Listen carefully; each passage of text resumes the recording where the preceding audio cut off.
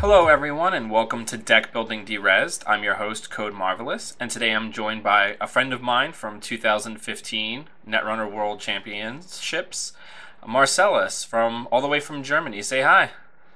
Hi guys, what's up? So Marsellus and I are Jank brothers in this game of Netrunner. Truly.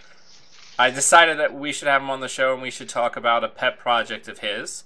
Why don't you tell our audience a little bit about yourself, how you got into Netrunner and all that jazz? I got into Netrunner in quite a weird way. So I was ordering something on Amazon and I could not be bothered to pay the shipping costs, so I had to go below the 20 buck threshold. And I thought, well, let's check Board Game Geek for maybe there's some new good game with great ratings. And that was Netrunner, and so I checked it out. What is it about? I've never played any CCG or other trading card game, but the setting appealed to me, and so I just said, okay, well, now I'm far above the 20 buck threshold, but fuck it. So I ordered it, and a friend of mine had the game as well. You spent an extra $35 to save $10 on shipping, but continue. Yeah, kind of like that. Yeah. Not the smartest move, but it turned out to be an awesome move because I soon found a Facebook group with our local group in Hamburg, and I just joined them one evening. And as most Netrunner players, they're all awesome people. So they taught me the game, they taught me tricks, and then I just came week after week after week. And as many of our listeners will be able to say, you just get hooked. At one point you say, okay, where's the next tournament? And you start playing store championships and regionals. You start making friends. You start traveling a couple of 100 miles to another tournament. You sleep at other Netrunner places. And yeah, you just make awesome friends. And as you mentioned, last year I made the giant leap to travel to Worlds. I barely made top 250. But it was an awesome event. You meet all the faces behind the names that go around online. Just as your Code Marvelous, I remember we were sitting in a group, and who are you? Hey, I'm some jank builder. I'm Code Marvelous. Oh, you made this deck and that deck, and this is super cool when you just get to know the people behind awesome ideas. And yeah, I'm definitely trying to go again this year. Yeah, and maybe definitely make top 200 this time. Yeah, yeah. Well, I mean, like you said, jank bros. But so today I have you on to talk about an HB deck that you actually played against me in a random game on Jinteki, and you blew my max deck out of the water with this thing. So tell me a little bit about this HB deck and what its kind of core ethos is of what it's trying to do. So I was first just trying to build a cybernetics division deck, just saying, okay, never did it before, let's just see what it does. And so I tried to, many people put in punitive counter strikes and try to leverage the low hand size by, having damage that exceeds that hand size. But I just wanted to try a different route and basically slowly grinding the runner down with brain damage and self-destruct chips. But as Standard Genius says, every HB identity is just worse than ETF. Yeah, that's true. So that economy that you get is just so good and helps get you out of those sinkholes that you get with Cybernetics Division. So I just added 5 cards and put this in ETF. And what it has now become is basically a deck that taxes clicks quite heftily and uses brain damage, first of all, to nerf Faust, because that's a card I despise wholeheartedly. And yeah, to get rid of runner's options, because at one point when they have only 2 cards in hand, their options are less, and apart from that you have a lot of threats. You got a lot of asset economy, you play fast advance, and there are a lot of answers to the most wanted list, which I think in 1 week, quite exactly, will go live. Exactly. Yeah.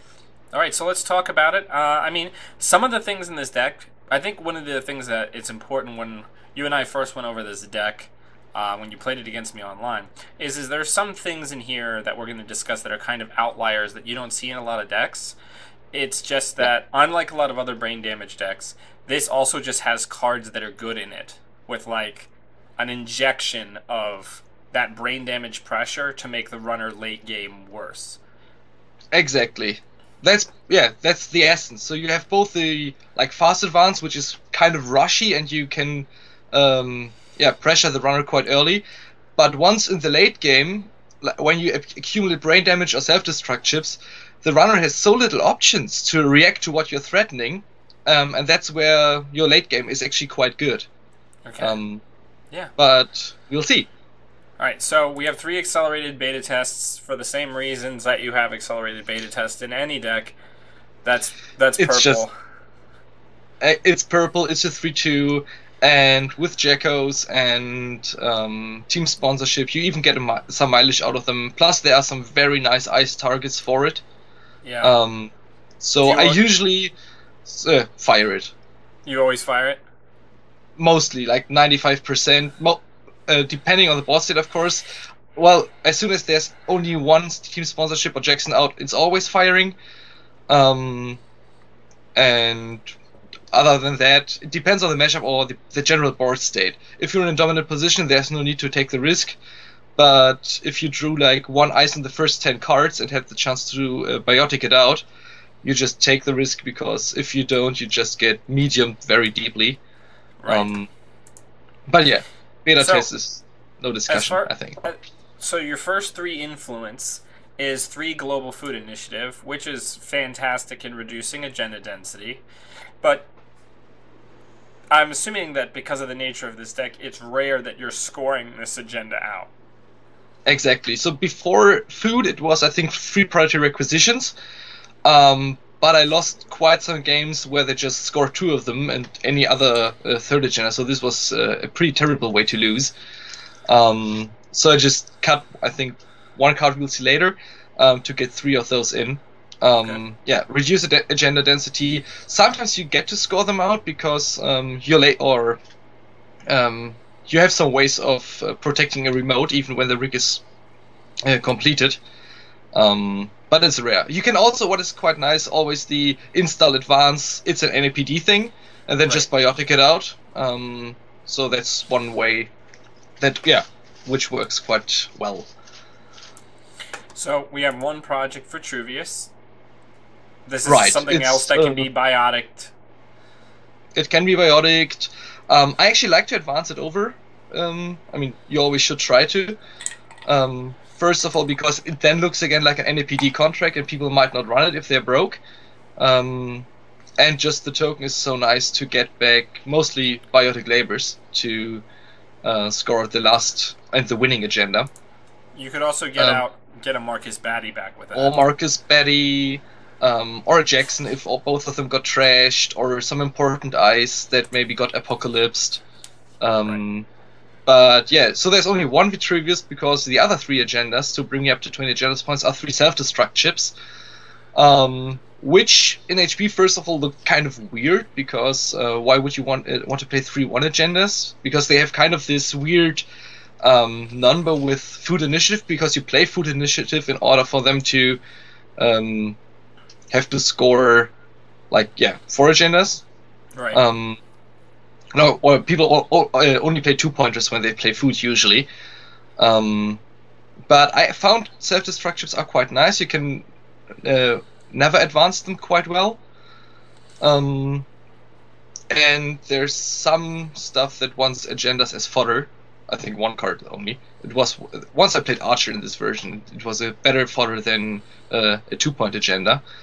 But I found them, like, once it accumulates, when there's 1-2 brain damage or 1 and 2 self-destruct chips, once the runner gets this hand size reduction, it gets nasty, particularly when they rely on Faust to break stuff, because even after a wildside draw, they're on 4 cards and can't get it anywhere. Right. And I found that now, that Faust is just everywhere nowadays. I mean, every Anarch plays him. Even the Backbiter CT, Faust Gabe. So there's some very, very strong runner decks, which get nerfed if you reduce their hand size. Right.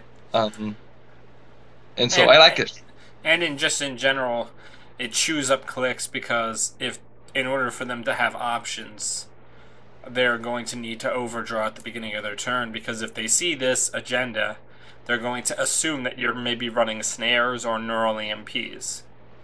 Exactly. So it's often people think, what is the score now? Why does he play self-destructions? Where is the where's the threat behind it? But it's like I said in the beginning, there's no cards that do a lot of damage at the same time, but it's like slowly grinding the runner down, and deprive them of options. And if they only have 2 cards to choose from rather than 5, they're in a terrible position usually. So we have 3 Adonis campaigns for the same reason that any never advanced deck runs Adonis campaigns. We have only 2 Jackson Howards. So explain to me the decision to only have 2 Jacksons.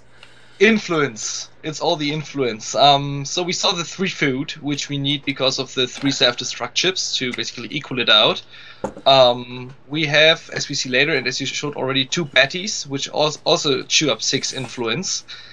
And like I said, I feel in the current meta with all the Max Steel R decks not Max Steel R, Max Apocalypse and all that, we should rely heavily on AIs and Ether in particular to break, to break your ice and do nasty stuff. You need Swordsman, at least I feel this way. And there's just not a lot of influence left at the end. So far I felt that 2 Jacksons are sufficient because you can get them either back with team sponsorship, if they should get trashed, and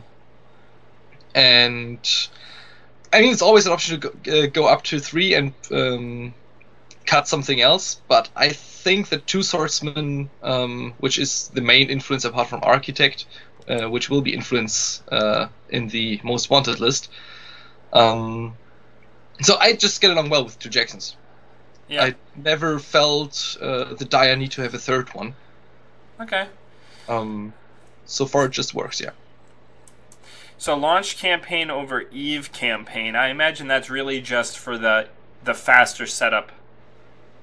So it's 2 things. First of all, your initial payout is earlier. You start making money like on click 1, or once you res it. And you can res it when you're quite poor, which is nice.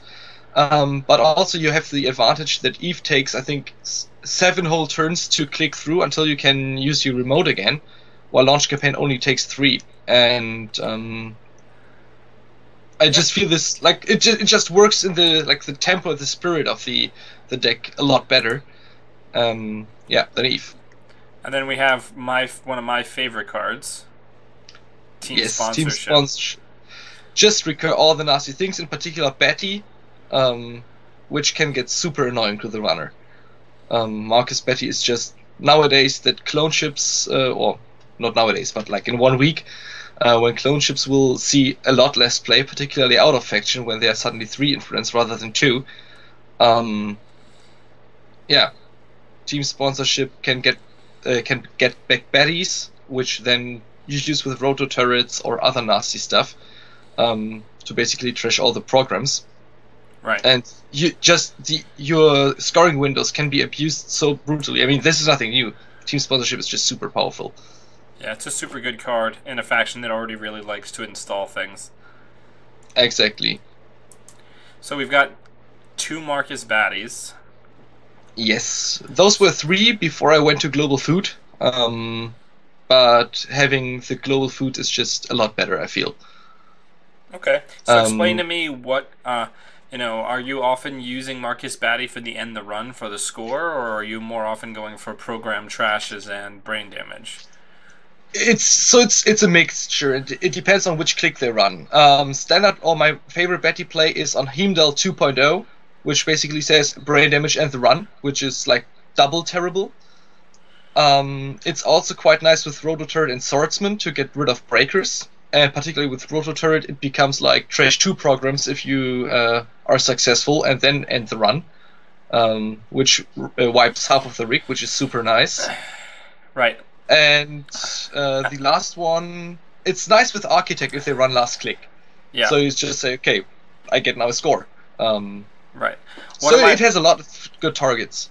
One of my all-time favorite plays with Marcus Batty is to if they run last click and they have their Fractor out, right, and you have like the Roto turret behind the Heimdall, you use the Batty on the trash program, trash the Corroder. They still have to encounter the Heimdall. They take all the brain damage. Yes, like those are the I just think Batty is in the coming meta with less clone chips a very very powerful card, and here you have a lot of utility, utility eyes.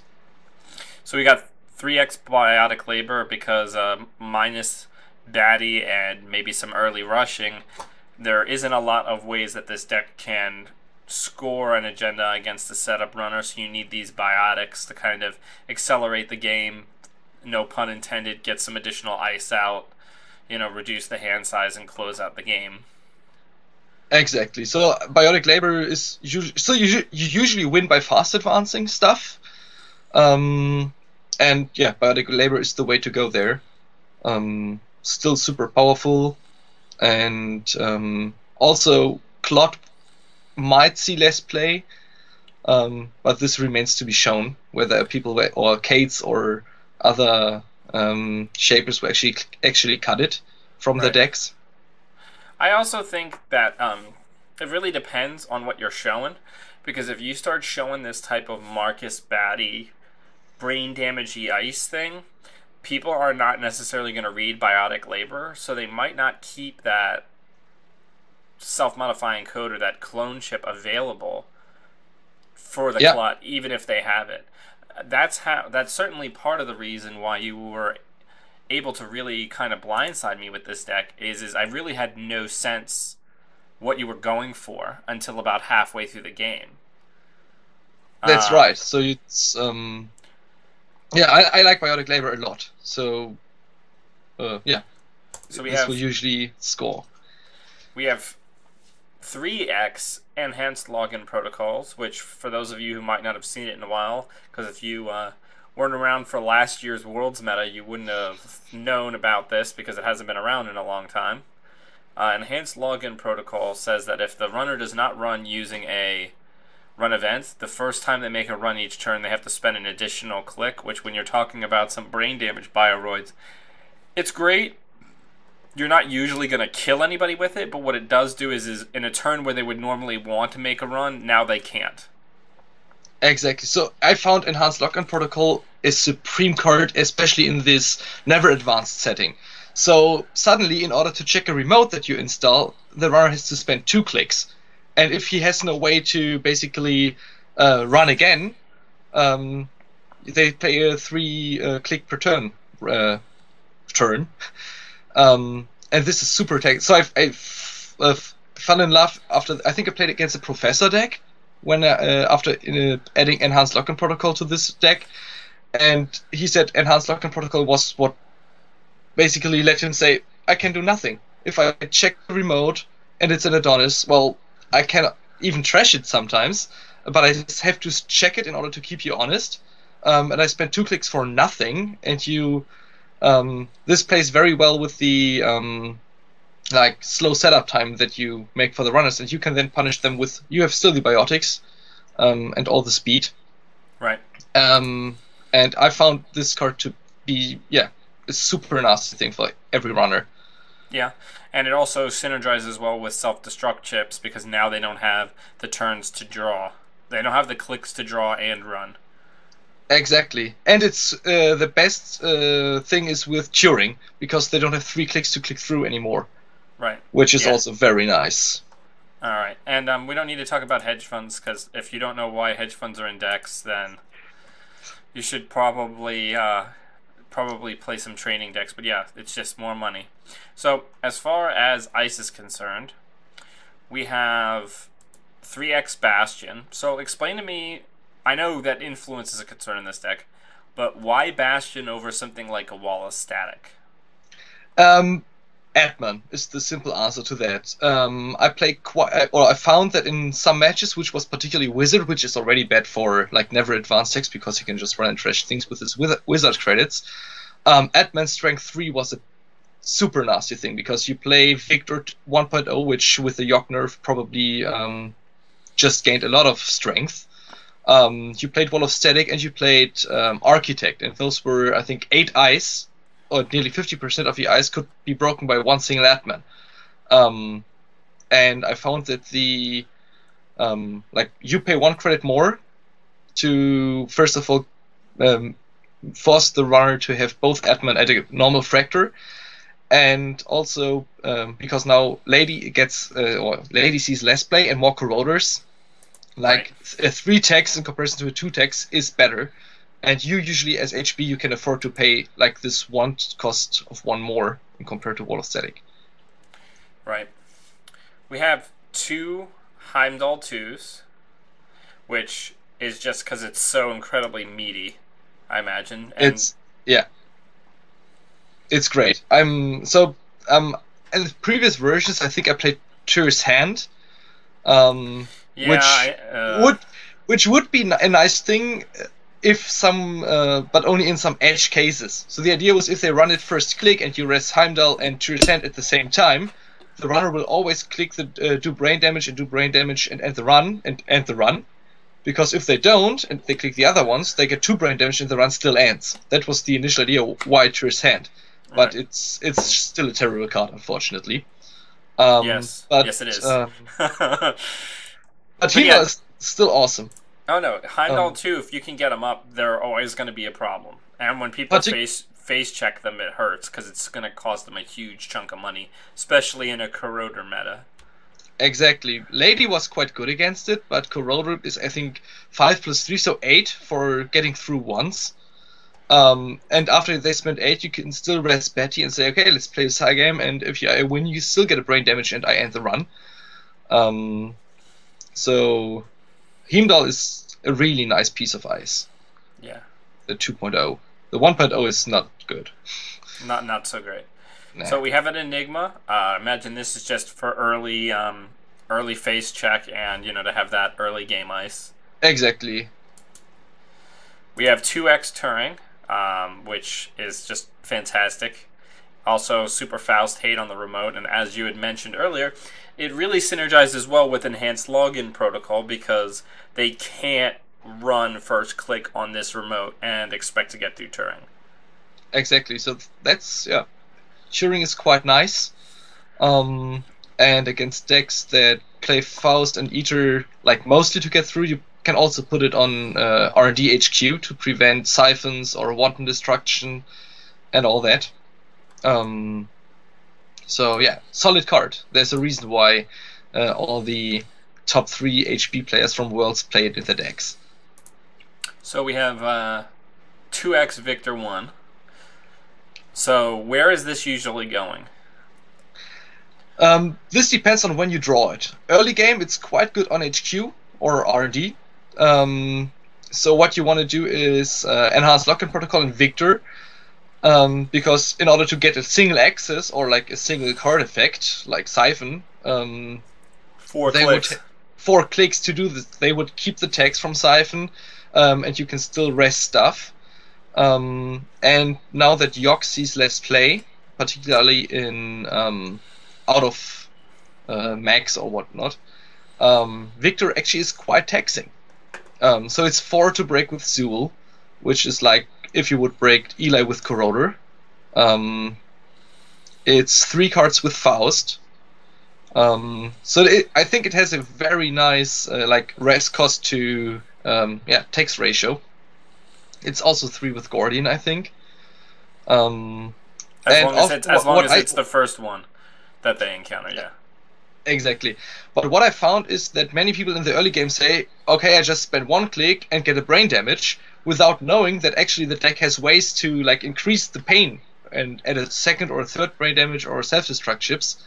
And so they often say carelessly, okay, I don't care, I take the brain damage, and then in the late game they say, oh wow, I'm at a hand size of 1.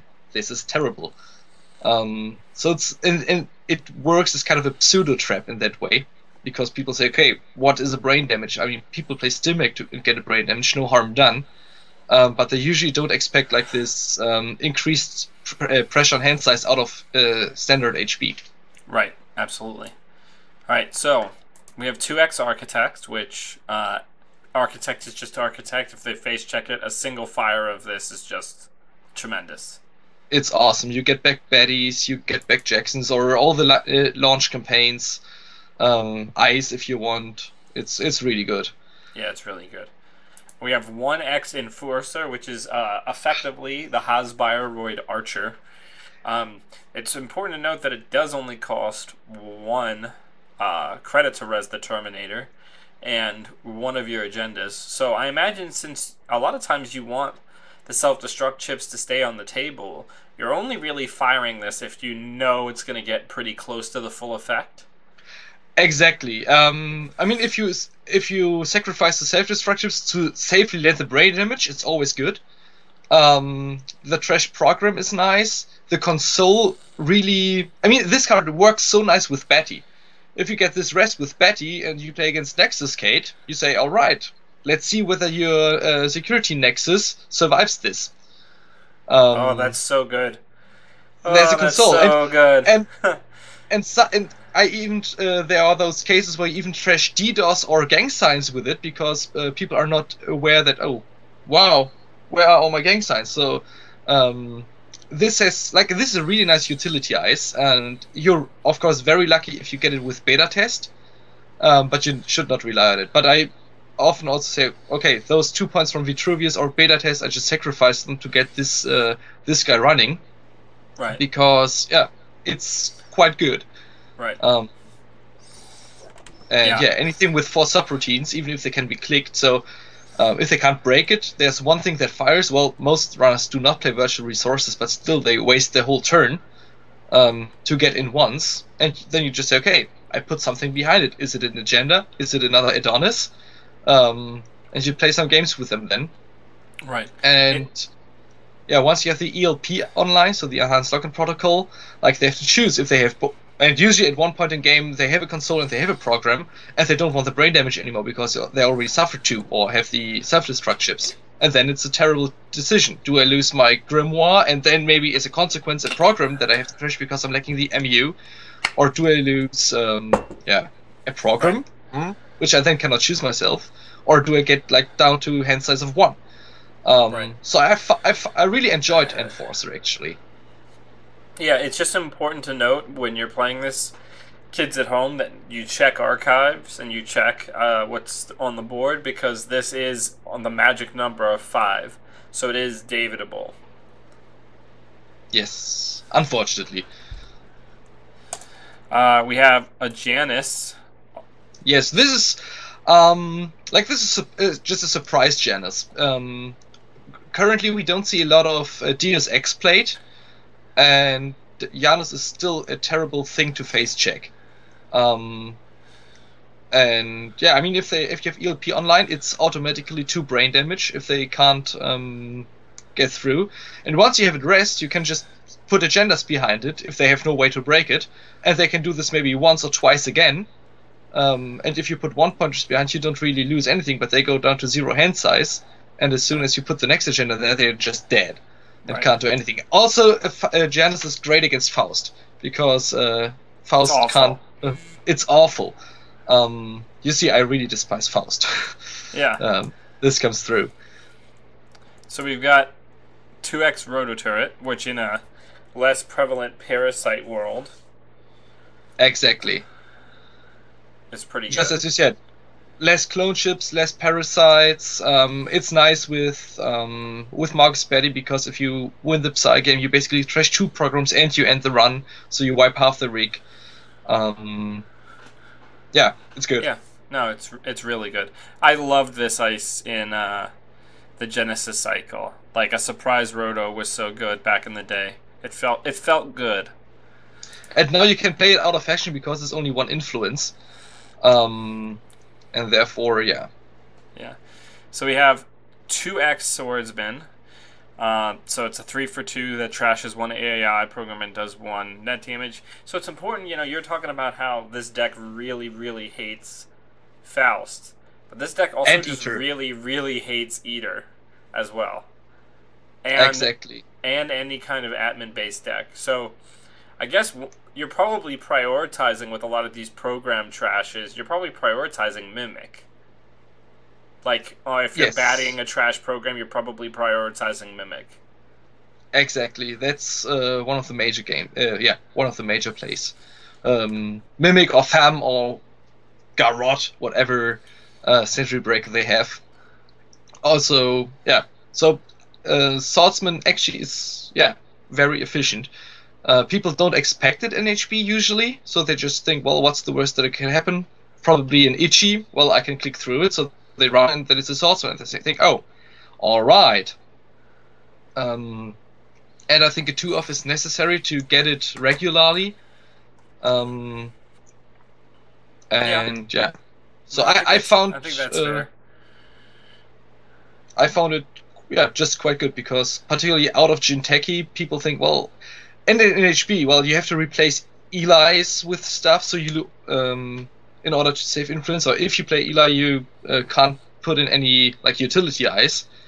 And I've my impression playing on Jinteki is that we have a lot of AI-based runners currently, particularly Anax. I mean, there's so much Quetzal or Reyna or Max that play Eater and Faust and just want to play the Siphon game. Yeah. And you don't want that to happen. Yeah, absolutely. So this is the deck. We went ahead and gave this deck the title Mephisto's Minions. For those of you who don't know, Faust made a deal with Mephisto. So I think it's an appropriate name for a deck that's effectively just hating on the most popular AI breaker in the game. And rightly so. Yeah. Thank you, Marsellus, for joining us. Everybody at home, we're going to be testing the deck in a test run segment that'll come out tomorrow. Marsellus, are you just go by Marsellus on like the StimHack forums and everywhere that you can be found? Yes, it's Marsellus on stimhack.com. I think it's A&R Marsellus on Netrunner DB. But yeah, on StimHack, I'm just Marsellus. All right. Thank you, everybody, for watching. You can find A&R Black Hats on Facebook, YouTube, Twitter, and, of course, you can always find our videos online. Take care, and we'll see you next time.